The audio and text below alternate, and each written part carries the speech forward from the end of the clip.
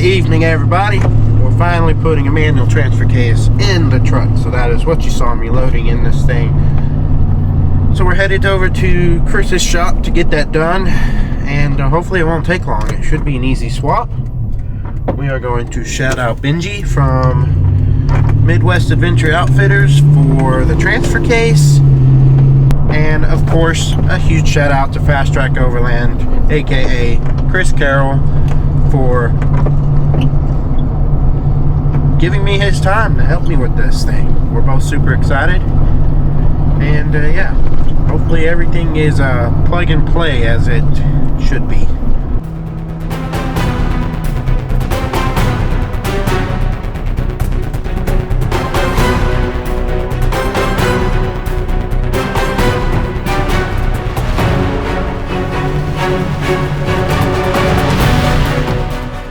Well, we made it to the shop. Truck's on the ramps. Got Chris over here. What's up, folks? Just smoking a fat bottom Betty. Look at that ash right there. Look at that size of that ash. Look like you're flipping us off. Oh, sorry. It's just a fat bottom Betty, though. That's one of my favorite cigars. If you ever want to give me a gift, give me a fat bottom Betty by Deadwood. Yeah, Drew Estates. Hook me up. Anyways, time to put this transfer case in, which is not a math question.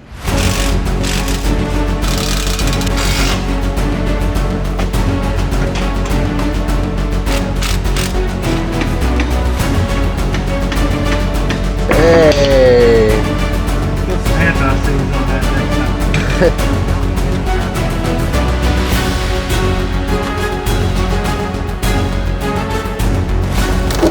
Hi, camera. Yay! Okay, so we've got the transfer case out with the actuator. That is a piece of junk because 4Low's not working. I'm sure it's fine. I'm sure somebody can salvage this. So if you want this transfer case, what should I say? 250 bucks. Come get it, it's yours. This one is the manual J-shift transfer case out of a 3rd gen 4Runner that we're gonna put in it. But I'm gonna have to rob some parts from this and put it on this, etc., etc. So let's get to it. After we cut the hole for the thingamabobber. Alright, for information purposes, you have to take the speed sensor out of the old transfer case and put it in your manual transfer case. Otherwise you won't have a speedometer. So, that was super easy. This one just had a regular plug. You literally just take the sensor out of the old one into the new one. All right, folks, I just stole Jacob's camera. He went to wash his hands. And I don't know what I'm going to say, but I just wanted to steal the camera and put my face in front of it. I'm busted. He's out. He's drying his hands off now. Oh! Yep. That was a paper towel he just threw at me. But anyway, we're here at my shop, and this is going really well, folks. So, yeah, we like working on Toyotas. Toyotas are great. They're probably the best vehicle in the world. I don't know if there's any other vehicle that even comes close. There's this thing called Jeep, something like that. People think it's awesome, but Toyota wins by far. Reliability on Toyota. I'm just kidding. I love you, Jeep, folks. It's okay.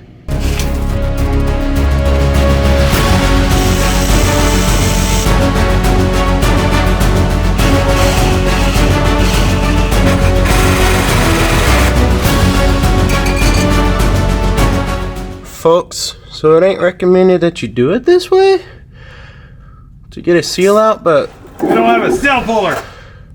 Replace the seal while you have this open. So that's what we're doing.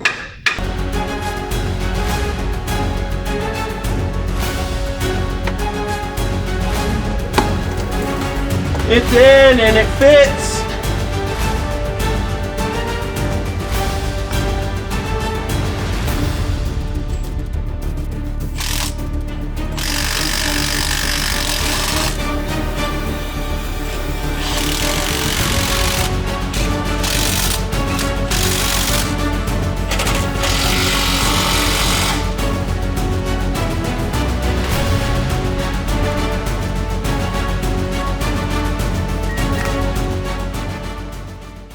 Okay, so it's almost 1 a.m. and I literally just finished doing this manual transfer case install, which was successful, by the way. And like a dummy, I did not film the test drive or anything like that, but everything works.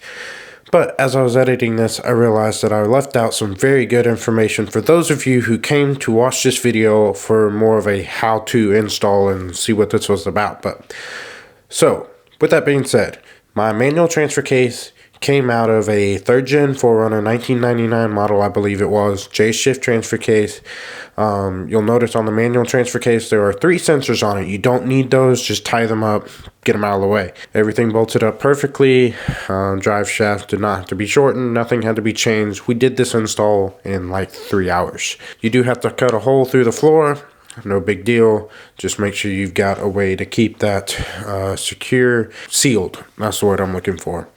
And you also have to still have a way to engage your front diff. Now, there's a company out there called 12th State Off-Road.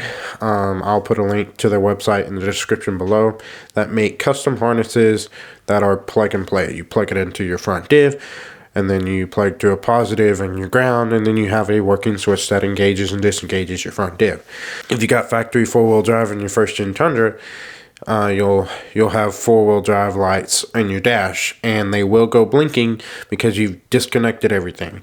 If you don't want the blinking lights, you've got a 4-wheel drive module behind the passenger kick panel. Just remove that, and that'll take away the blinking lights. So anyways, with that being said, I know this is a video not most of you like to watch, but it's content and I'm putting it out there.